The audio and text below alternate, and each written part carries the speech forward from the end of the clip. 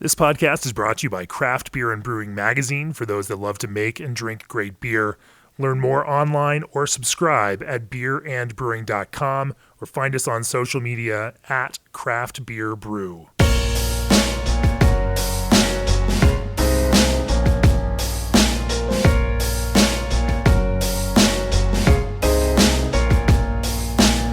Hey everybody, it's John Hall, the senior editor of Craft Beer and Brewing Magazine. And if you tell beer fans in the greater New York City area, where I happen to live, that you're headed north, they will probably ask you if you're hitting Suarez.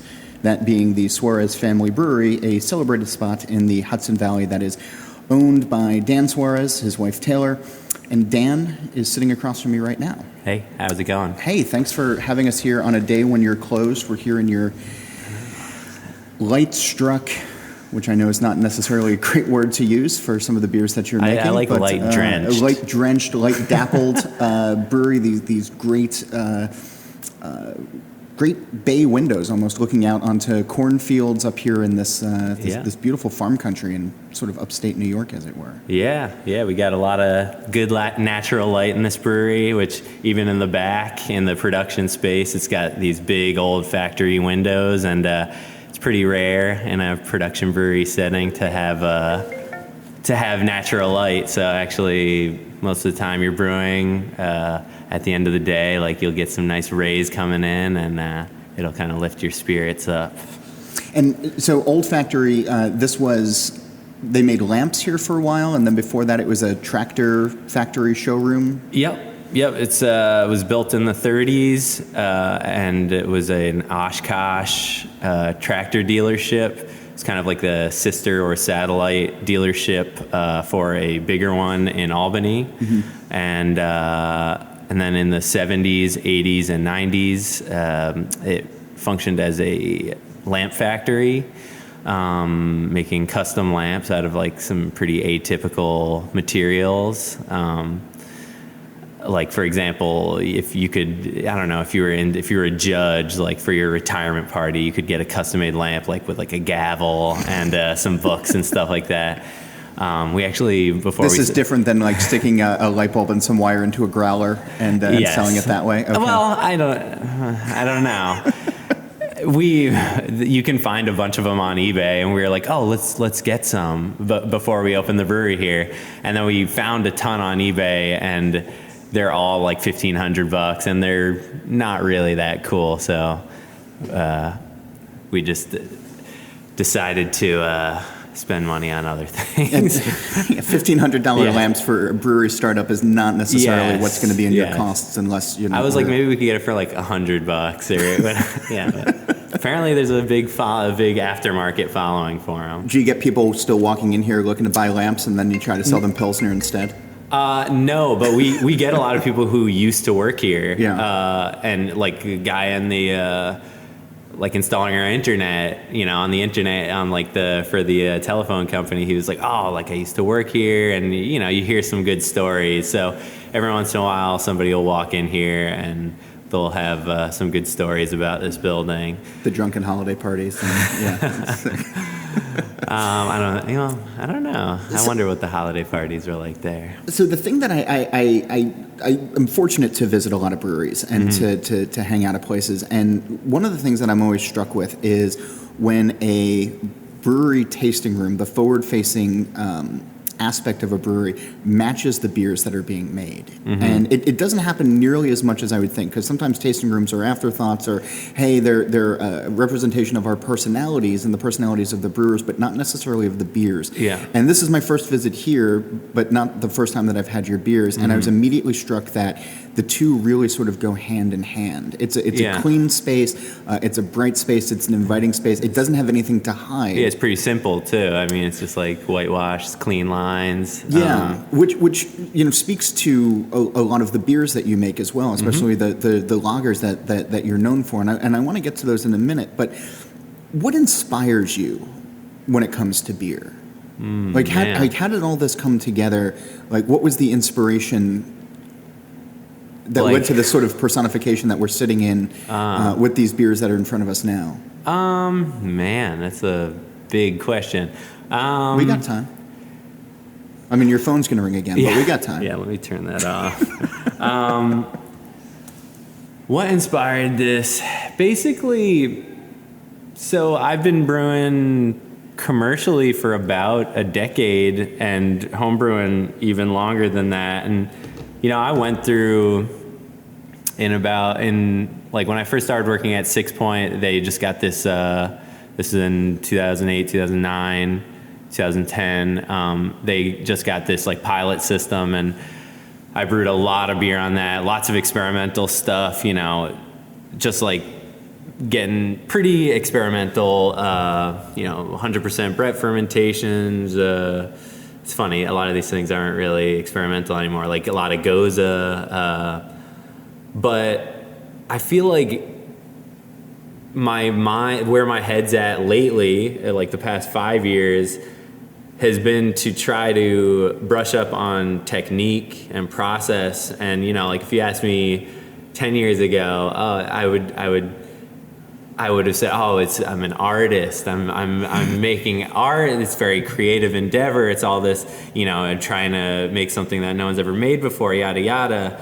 But actually now I want to make the simplest beer possible. And it's all about technique and process. And I consider myself more of like a craftsman, kind of liken it to being a furniture maker, a woodworker. Like I'm making a kitchen table, and I'll make one.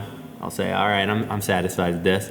I'll sell it, and then I say, all right, I want to make another one of those kitchen tables, but this time I'm going to round the edges off. I'm going to taper the legs. I'm going to maybe put like some kind of different color stripe down the center. But that's artistic as well, though. It is, but I find it's more. It is to me, but I think to like the consumer, it's not. So like I find there's let's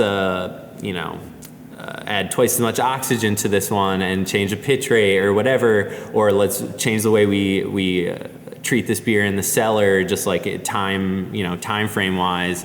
And that's very exciting to me nowadays, because with these subtle beers, at least I'm able to like really taste a profound difference sometimes, and I think that's like the height of the brewing kind of endeavor, is kind of these small tweaks and like chipping away at it and trying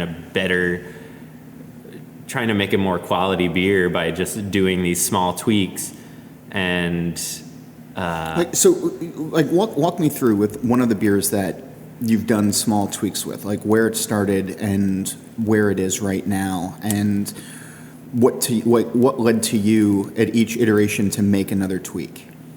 Like, for example, our qualified pills, it's like a slightly we call it hop accented pills. It's not, it's kind of brewed to be slightly fuller bodied pills, but then also it has a nice bitterness to match. Like, it's got some maltiness and a lot of like hop aromatics that are kind of matched, but that beer is still a little bit of I call them playground beers. I try to, whereas Palatine, our other pills, it's less of a playground beer, only because I think I'm more happy with how Palatine is. But for example, on qualified pills, we'll tweak something basically every time we brew it. Sometimes I'll brew it to a lower gravity because I want more crispness, and then the next batch, I know I like it a little bit. Let's bring the starting gravity up again.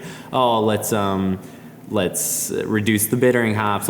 So I don't know. It's just an ongoing thing. It's very a normal part, and I don't think maybe the consumer can taste the difference. Well, that's what I was going to ask, though, because I mean, so many people live and die by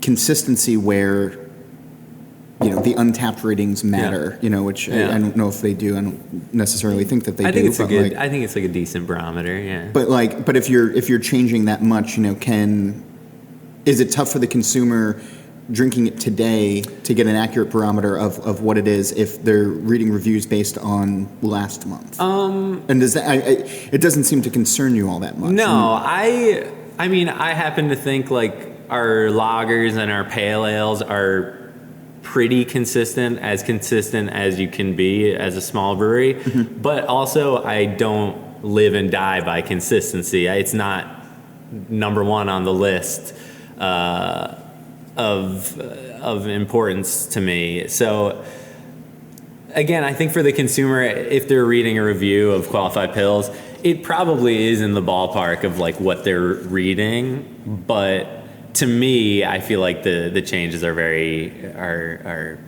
more profound. So I think to the consumer, they are kind of similar. I think that you have to be a really tuned in consumer that drinks a lot of our beer and is like really like getting into the subtleties of some of our more subtle beers, like the lagers, to actually be like, oh, you know, this batch is like a little bit more like Nilla wafer going on, or, you know, this batch has like a, you know, more black tea and less like kind of like lemon herb or something like that. Which, like I said, I usually I'm all my whole life is like living these beers. But I think only a few consumers. I think they are consistent, our beers. Okay. But I don't really. I wasn't saying that they weren't, but like Yeah. Oh, I feel like it's all about the tweaking. For me, it's and sometimes I make a tweak and I'm like, oh, you know, it either didn't make a difference, or, you know what, I didn't really like that tweak. Or sometimes I make a tweak and I say, you know what, that's going to be the process going forward. Like, we're making a change starting today, and I like that, and so we're going to continue doing that. Sometimes we'll do it for like 6 months, and then I'll say, you know what, let's like revert back to something. So I feel like that's where I derive most of the. It is creative, right? It's kind of like it's done with beers that are so simple. Like a beer like Palatine Pills, there's nothing to it, like recipe-wise. It's a classic German beer. It's just like one malt, 2 hops, and a very clean yeast. But I'm very excited by lager fermentations, especially because the fermentations are so cold and long that you have so many options in the cellar. It's like whereas I feel like ale brewing is more set it, forget it. You know, you knock out at whatever, 66 degrees, set the jackets for a 68. All right, I'll check on it next week. It's probably going to taste like the way I expect it to. Whereas lagers, I feel like I'm still like throwing curveballs regularly, which is cool. I find I'm like on the edge of my seat, so to speak. That's exciting though, and you mentioned earlier, so you guys are 2 years old now at this point, and you mentioned that you call yourself a small brewery, but yeah, how do you quantify that? How small? I mean, we have a 20 hectoliter system, and we're only brewing 2 to 3 times a week. So, I mean, I would consider us still a small brewery, and also, I feel like growth for us, like, I think growth is if you're just cranking out IPAs and selling cans right out of your tasting room, got to do something with that cash. So you got to like grow. And we're not making those beers, but also it's because I want to grow very slowly and methodically and kind of like chip away at a niche. And that's kind of important to me, and that's kind of why we set about doing this. Because it's just no fun making the same beers that everyone else is making. As much as I like drinking like a Citra Mosaic, like a well-made Citra Mosaic hazy IPA, I don't. If I was stuck making those to pay our loans off or whatever, I'd be kind of sad about that. And I didn't start a brewery to do that. Yeah, I didn't start a brewery to do that. So it's like I started a brewery to like kind of execute a very specific vision. And I find that very like gratifying, and also I find it a lot of fun. There's creativity in everything, and as you mentioned, even just like the tasting room, trying to do something different. It's like, what don't I like about other like the current like kind of the current beer culture that we're in right now? What don't I like about other people's tasting rooms that I go to, and I'm like, what would I do different? And then trying to do it, and sometimes it doesn't work, and sometimes it does, and sometimes you're like sometimes you're able to like actually make a difference. Like I feel like our like very foam heavy pours is I feel like we've kind of pushed that train forward. Like in sort of the Pilsner Kel model of like the Milko pour and some of those others. Yeah, totally. Yeah. Like it's very European style. Yeah. Like, you know, if you go to Europe, it's very typical in a lot of different countries, whether it's Belgium, Germany, Czech Republic. But like here, for some reason, you like go to places and you're just like, oh, okay, like, you know, there's like no head or you're getting in like a little taster glass or there's like a half a finger ahead and it's not sexy, you know, like, whereas when you put the effort through to get those pours, it's like, oh my, I sometimes I see those beers and I'm just like, oh my God, it looks so good. You know, you drink with your eyes first and then you're starting to see like other breweries do that. And I think that's great. That sounds counterintuitive to me, though, because before we started recording, we were talking about how you distribute a lot to New York, and New York is the city it is, and it is a very lager-centric town. You know, a lot of the big players are out of there. Obviously, you know, Stella rules the roost right now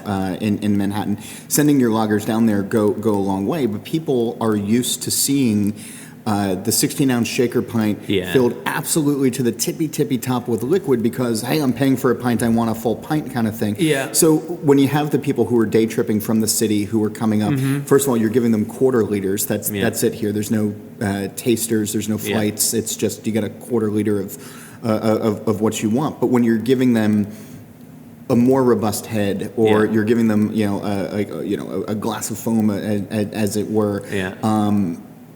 That sets you back in the education realm, like another 5 steps from even where some of the hazy DDH Citra Mosaic guys are. I think like what I was referring to before, I think this also falls into that category. You give every beer we pour here, we'll do like a kind of like a multi-stage pour where we'll kind of like build that head up and it'll be like nice and like kind of have almost like the top of the head is like a topography to it, and it's dappled, and it comes always above the rim of the glass. But you give it to we give that to everyone for every single beer. Maybe 10% of those people are, you know, they'll be like, why is it so foamy? But then 90%, luckily, of those people are just like, wow, look at, you know, like it kind of what's the word for it? I feel like for most people, they see that and they're like, wow, that's cool. It looks like a milkshake, right? Like, and they're delighted by it and they're like, wow, this is different. I have never gotten a beer like this. This looks cool. Oh, wow. It's like the first couple sips are like creamy, like a latte. But then maybe 10% of the people are like, what the fuck is it? Like, what is this? Why is this so foamy? And I think we like operate on that ratio, like delighting 90% of the people, and maybe 10% of the people are put off or confused, which is fine with me. Because you have to be able to take that risk. And also, like I said, we're not trying to appeal to 100%. We're not trying to take the world over. We're just trying to chip away at a niche. And I feel like even a nice heady beer is part of that. It's just like part of the big picture that we're doing here. One of the limitations of audio is that people can't actually see you, and when you're talking about how you're filling the glasses of beer here, it was a mix of Cheshire Cat grin and, you know, Kid on Christmas morning with the anticipation. I get very excited about them. We had a photographer for the New York Times here several months ago, and I was doing some like kind of, you know, I was doing some like really nice pours, like some insanely nice pours for her, and I was kind of getting giddy. And she, at one point, she looked at me like confused, and she was like, "Well, it's good to see that you're still having fun with it." And yeah, at that point, I was like, "Man, this woman thinks I'm crazy by getting so excited by pouring these like with a head that's sticking 6 inches out of the glass." But there's also the sense of accomplishment, though, when you're talking about some of the paying attention to the lagers and everything that's in the tank, and that it's not just the set it and forget it. When the final result comes out and it's how you want it to be, when I've talked to other lager brewers in the past, there's a greater sense of accomplishment, I think, that you guys have than maybe somebody who's just doing, the traditional pale ales or the traditional, whatevers that are not necessarily paint by number. I'm not diminishing what those guys do, but there's great risk that comes with these because there's flaws that can show up. There are 1,001 different things that could go wrong, and if one of them does, it's a dumped batch, or at least it probably should be. Yeah, they're hard to brew. I mean, there's no bones about it. They're like stuff like the Helles we brew. I get very kind of nervous going into brewing those beers because you like always have to be on your A game. But yeah, once I don't know, like what's in the glass. Like for example, the heady pours we do. That is an indicator of a well fermented and well cellared beer. And so whenever I see that, I'm very happy and delighted. But yeah, they're nerve wracking, man. But that's part of why I love them. That's part of what makes it exciting for me. But so for all of the nerve wracking though, and for all of that, you told me earlier, I never want to blow anyone's mind with any of my beers. Yeah, I think it's an unreal expectation as a beer consumer to drink a mind-blowing beer every day. Or there's a quote from some wine guy. I can't remember how it went, but it was something like you can't go to the symphony every night or something like that. And it's kind of applicable to drinking wine or drinking beer. You can't expect for like fireworks and like rays from the heavens from every beer you drink. And every once in a while when you have a beer like that where you're like, where did these flavors come from? Like, this is wild. This is kind of mind-blowing. I'm blown away. It's amazing. It's cool to drink a beer like that, but I don't really desire to drink a beer like that every day. I like a more easy drinking, like, for lack of a better word, like easy beer. A beer that's just like comforting. It's almost like comfort food, it's like comforting. It gives you a good feeling by drinking it. And so it's not quite as like loud or like kind of like you're not dazed after you drink a beer. You're more just like, oh, this is so nice. And you have a nice conversation with friends, and it kind of like, is just a normal part of everyday life. And How much of it though do you think is in the actual glass, or is it in the drinkers' heads? And I'll preface that by saying that you spent 3 years working at Hill Farmstead, where that is nirvana for so many beer drinkers. And I've seen grown men like run out of their car before it's even in park to run to the tasting room. It's guys who have never run a day in their life like me, are lumbering towards the tasting room because they're so excited. And then it's Instagram, and it's oh my god, and it's bragging rights, and it's everything else in between. And the beers are great. Yeah. But like, how much of it is? Because it sounds like what you're doing here, or what you're trying to do, is a little counter to what you might have experienced by watching consumers there.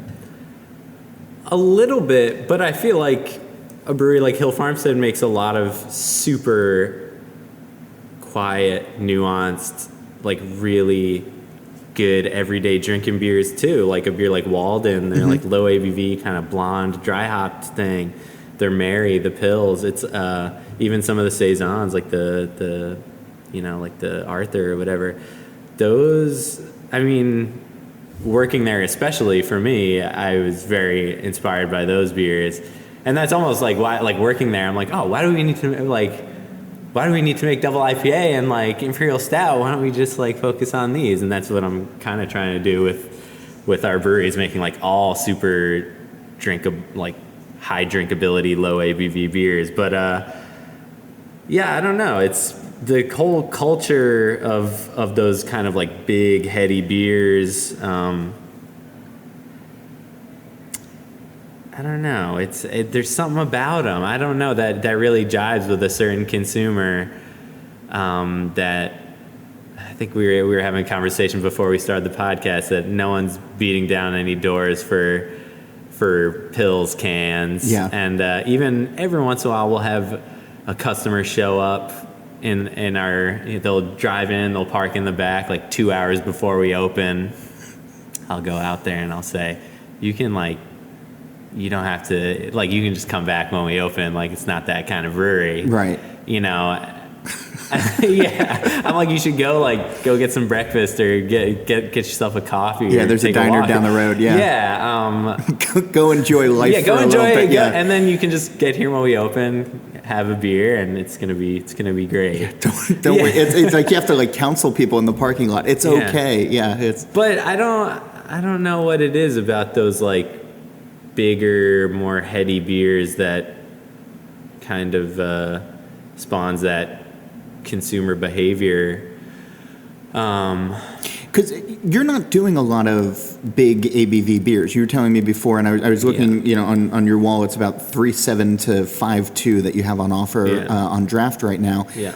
But you were saying that earlier, 4.5% ABV to 5.5% ABV is your sweet zone. Yeah, I personally love drinking beers that are between 4.5% and 5% and 5.5% ABV. They're just like.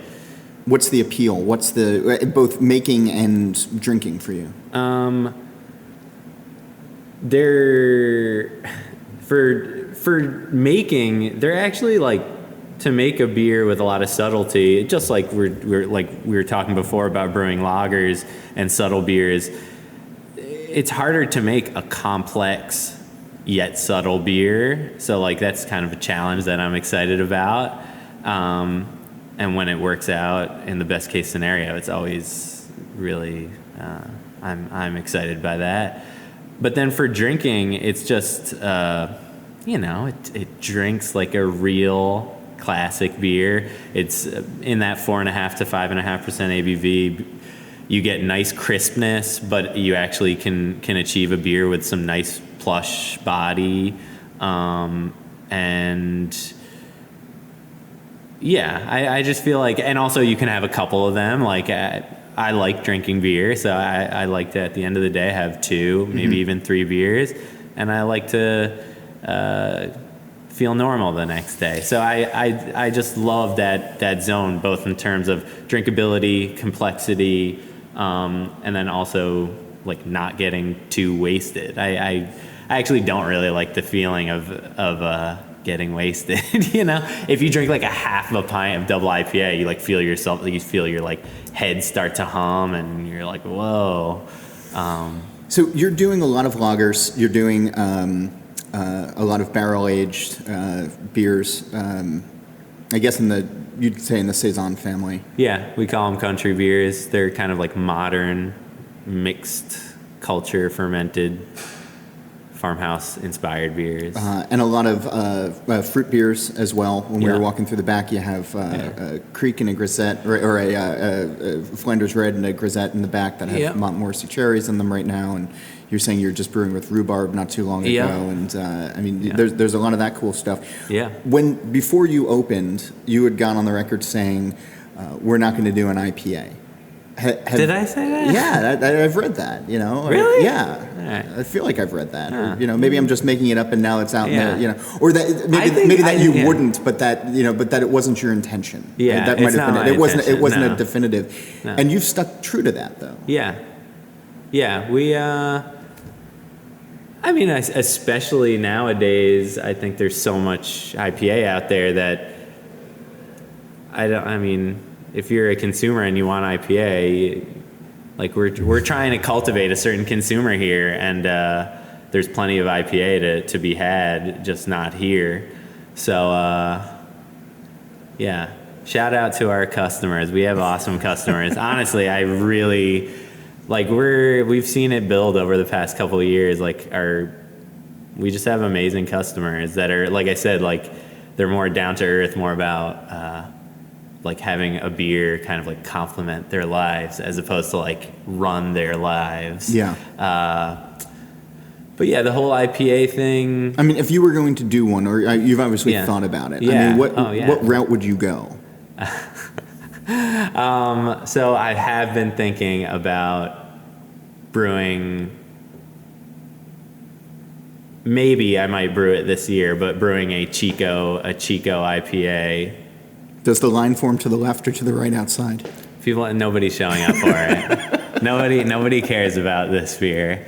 That's what I say. Actually, we just released last month we canned a Kolsch, and before we canned it, I was like, nobody cares about this beer. Yeah. And then we released it, and actually, I was very surprised by how like into it people were.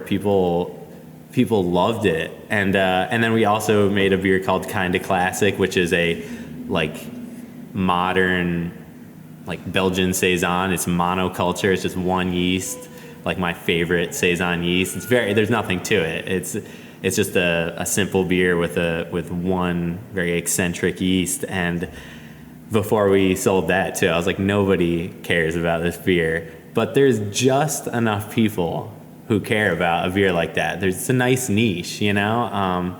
And I think if you do a beer like that well, like people will take notice, and then you can grow it from there. But yeah, back to the IPA thing. It's I have an interest in brewing a Chico IPA with some hops that not that many people use, but are still kind of fruity and assertive and a little tropical. That hopefully enough people would like. Maybe 10% of the people would be put off or confused, and then 90% of the people would say, hey, that's great. So the interesting thing, though, is that if you're saying right off the bat, you want to do an IPA with Chico, which is traditional, and then you started to describe some of these other beers that you're making, like a Kolsch or a lot of these lagers that are very simple. They have a very simple grain bill. You're using mostly, or almost exclusively, old world hops. As it were, for the lagers. For the lagers, yeah. You're almost staying in your lane, as it were, and I think the idea that so many brewers have these days is, we're going to be all over the place. We're going to speed up. We're going to slow down. We're going to take the very nature of a Kolsch and we're going to turn it on its side, and we're going to. You seem to have this sort of very Zen-like.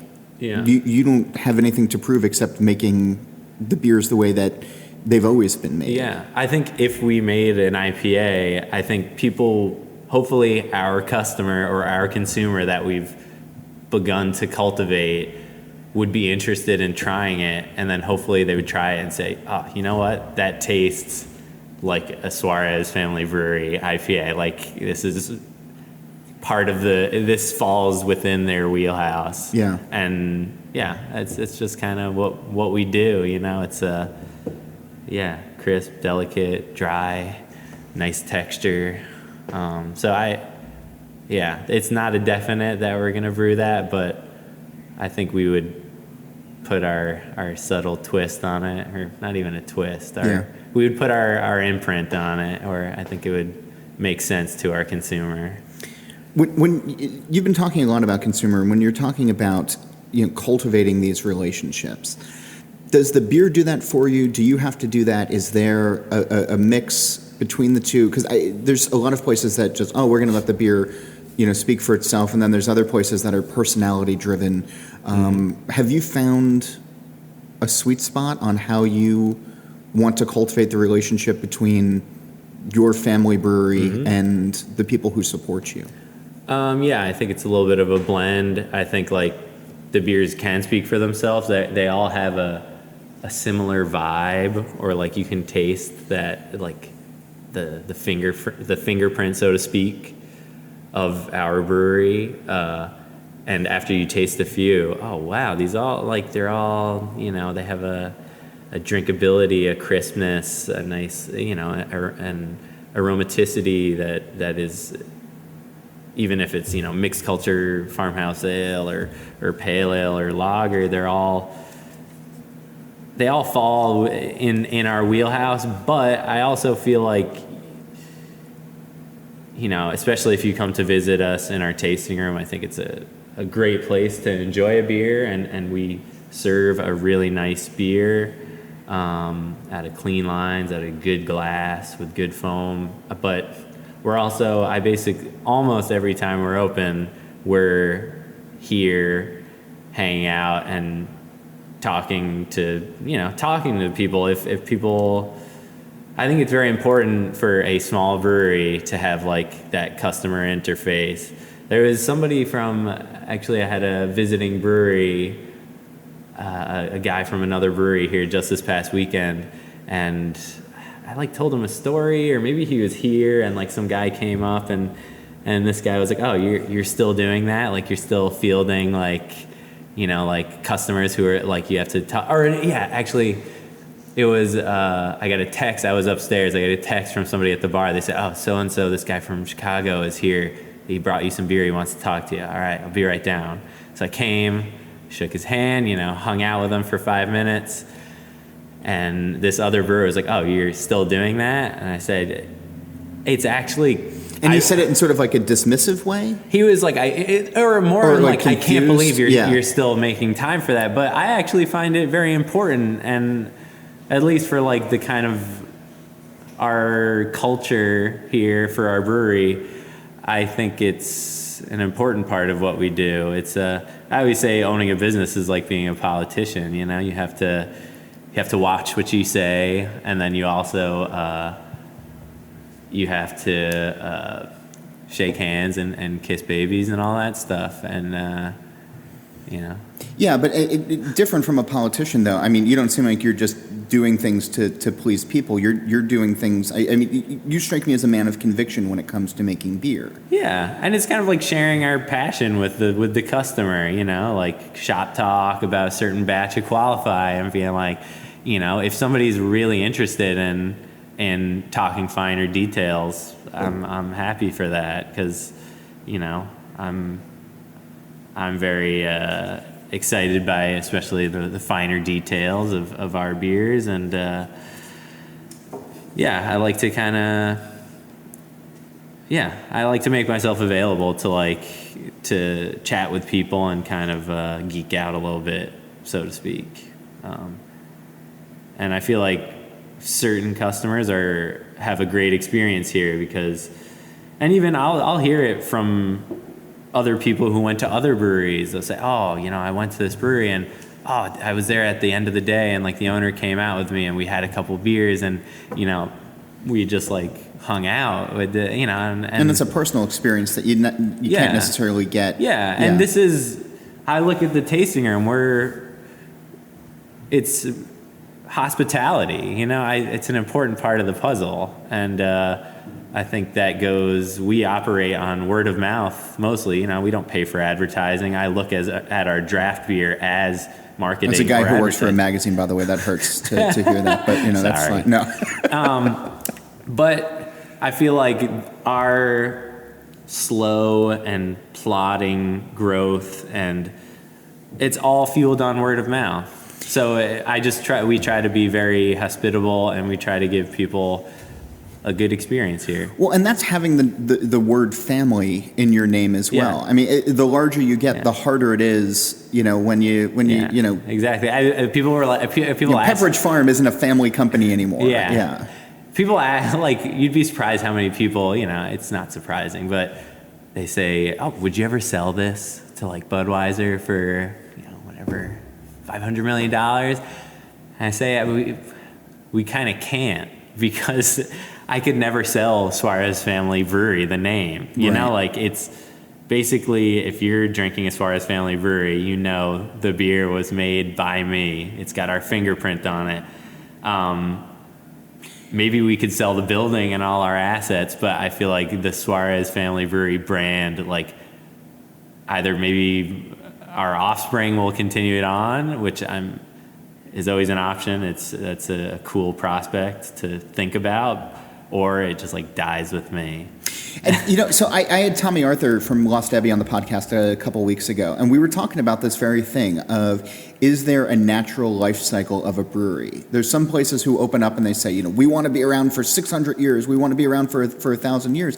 And Tommy and I were talking about how, in some cases, like, you could just be a one-and-done generation brewery. Yeah, and maybe we'll only do it for 10 years. Yeah. Maybe my wife and I, at our 10-year anniversary, will look at each other and just say, like, let's do something else. That's okay, though, right? Yeah, I mean, I've actually been freed by that. This is a recent revelation that I've had. Like when we first started, for the first year and a half, and even especially before we started the brewery, I was like, this has to work out. I'm going to be ruined if it doesn't work out. And it's, just so consumed with success or failure. Yeah, and only recently have I been like, if for some reason this has to shut down tomorrow, I'll just find something else to do. And what led to that? I don't know.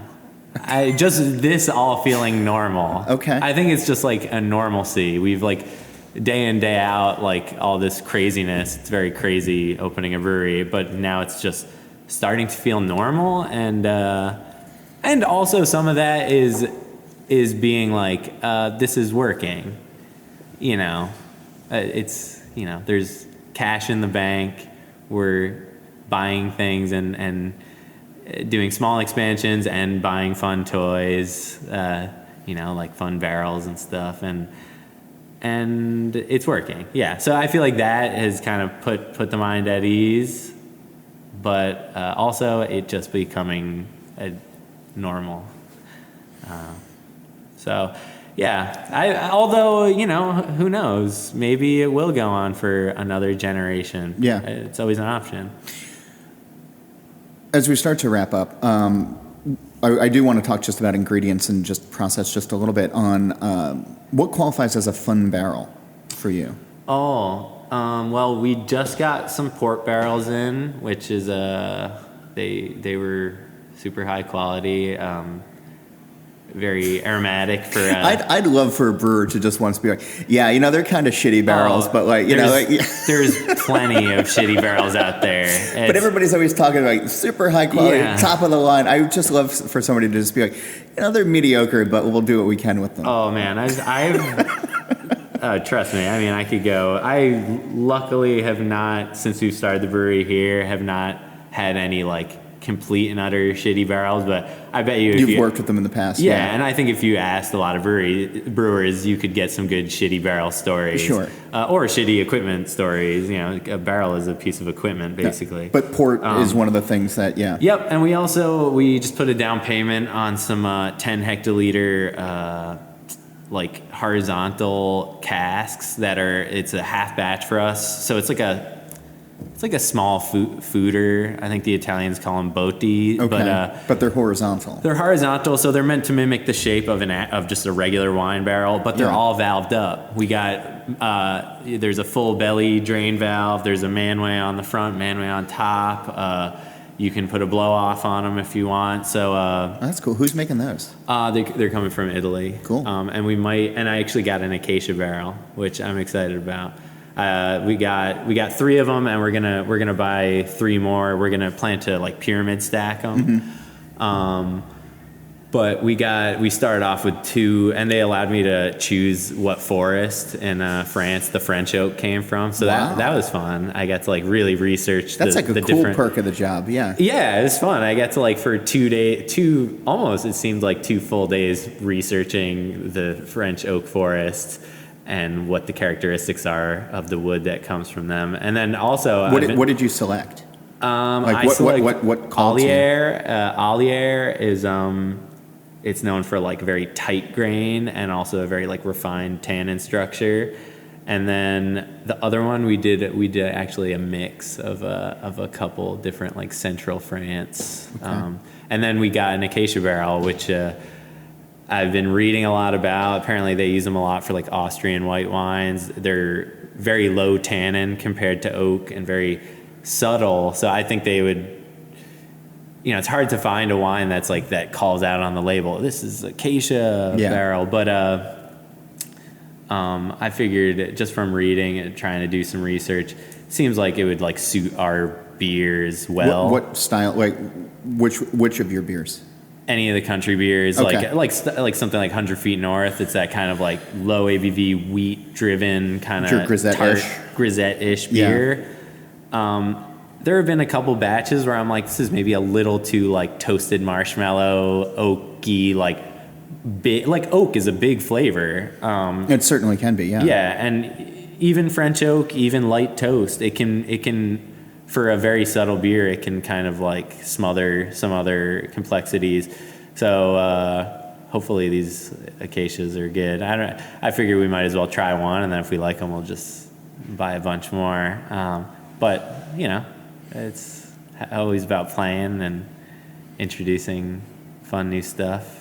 We were talking earlier about 100 Feet North with the Montmorency cherries that you're adding to it right now, and then you mentioned rhubarb as well. Yeah. Being up here in this part of New York State where there is a lot of fresh produce, there's a lot this time of year. It all becomes available at around July 4th. So, how far in advance are you planning out some of those beers, and then is it just you have to kill yourself over the summer months because everything is fresh, and then it kind of calms down a little bit? Yeah. We, like I said, it all comes fast and furious. Month of July, even August, we're getting fruit in, processing it, cleaning it, pushing, hitting it with beer, or we freeze some of it. But it's like an added wrinkle to the production schedule. But because you also have to be somewhat flexible because it's also when things are harvested as opposed to when you want them to be. and you're at the mercy of the weather and the grower.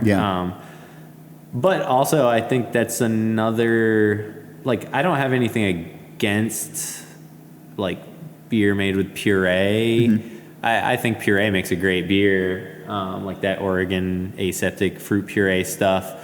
I do have something against like extracts. That stuff's just nasty. But that weird sweet syrup stuff. But I feel like it's just we have used thus far only super local whole fruit, and I feel like it's kind of bringing it into that wine territory. It's like when you drink one of our fruit beers, it's a taste of Columbia County, New York, or it's a taste of July 4th, 2018, a good Montmorency harvest. It kind of takes you to a place. And you can tell a story with those beers as well. Totally. And for me, it's actually very fulfilling to, sometimes we'll go walk the fields, I'll taste the cherries. Oh, wow. Like actually, man, one of our cherry growers, apparently, like, we had all this hot, dry weather, and the sweet cherries got really ripe, and they were nice. And then they're like the day before the U-pick season opened, it like was like torrential downpour. So all the sweet cherries like kind of split at the top. They all like opened up. So they opened the orchard for U-pick, but the grower was like, I'm not gonna have my staff pick them for wholesale because they're not really pristine fruit looking fruit. But then I was there last week, and you go in the sweet cherry orchard, and some of that fruit's starting to turn into like dried cherries on some of the fruits. It's like raisins on the tree, and they're so good. I'm like, you have that Cheshire Cat thing going on. Yeah. I'm like really excited by some of this cool fruit. But I'm half tempted to just like get a small crew together, because he's gonna let that fruit just rot on the tree. But I'm kind of like if we find the time, I want to find a way to like pick those dried fruits, because they taste like honey and like fruit leather, and they have a cool like. There's just like even like a cherry, it's like kind of juicy on the inside, but this it's like almost like it's syrup. In this like little dried cherry case, and you can't buy that. You can only stumble upon this opportunity by being out there in the fields and talking to the grower, and so maybe we'll do that this year. I know you won't live or die by this by any means, but on behalf of everybody who's listening right now, we almost need you to go and do that. I can guarantee you it'd be like really cool beer. But it's finding the time to do that. I feel like the whole owning a brewery, it's a big time juggle, and we're trying to do a lot of cool stuff, and that's just one. And that's one that, they pop up like that every once in a while. And You got to take advantage of it when it does that. Yeah. We might. I think like this time next month, it'll all, like the entire orchard will just be raisins.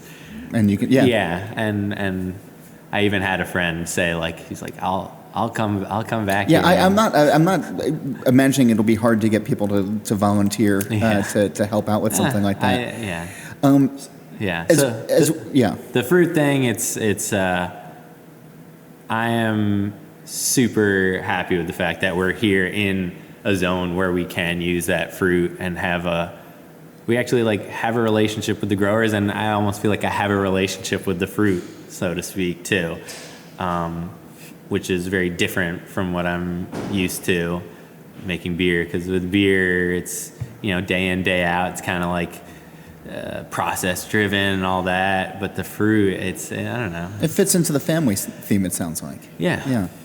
As we start to wrap up, a question I've been asking folks, excuse me, is what's your hope for beer? There's so much chaos going on in the industry right now among drinkers. There's uncertainty. There's trends that come and go, like in a flash of lightning, as it were. But for somebody who's been doing this for a while, as somebody who has skin in the game, as it were, what do you hope happens with beer? Man, that's a big question too. We don't have as much time as we did in the beginning. Okay. So basically, I have this kind of like obsession with beer culture, and I was referring to you before we started the podcast, is that like we have kind of a very quickly paced changing culture in the United States, and even other countries looking to our beer culture as a very new and innovative and exciting place. And I think that's cool. Like, we kind of operate within that. We're part of that. But I also think the beer culture needs to mature, so to speak. Like, I feel like, and I think a lot of this will come once there's more beer on the marketplace and once the consumer matures too. But I kind of love traveling to Europe and going to little nice beer hall in Germany, or a little Trappist brewery in Belgium, or a place in Czech Republic, and it's just the beer is more like woven into everyday life, and it's kind of like it ceases to be special, like which I don't know, it sounds bad, but it's an addendum to life. Yeah, I almost feel like it needs to just be a normal part of everyday life for everyone. I've heard it said by a few different people. It's like craft beer just needs to become beer. It's I've just been banging that drum for years. Yeah, but yeah. It's just and I just love that whole like European tradition of just going to a cafe, and you have some lunch, you go with a few friends, you knock back a few like sensible strength beers, and it just like the beer adds to a good evening, and it adds to like camaraderie and all that. It sounds a little cheesy, but I really do find it, that's what I like yearn for, and that's kind of like some of the things that, some of like the decisions we make for the brewery, or especially like for the tasting room, are to try to advance that agenda, is to try to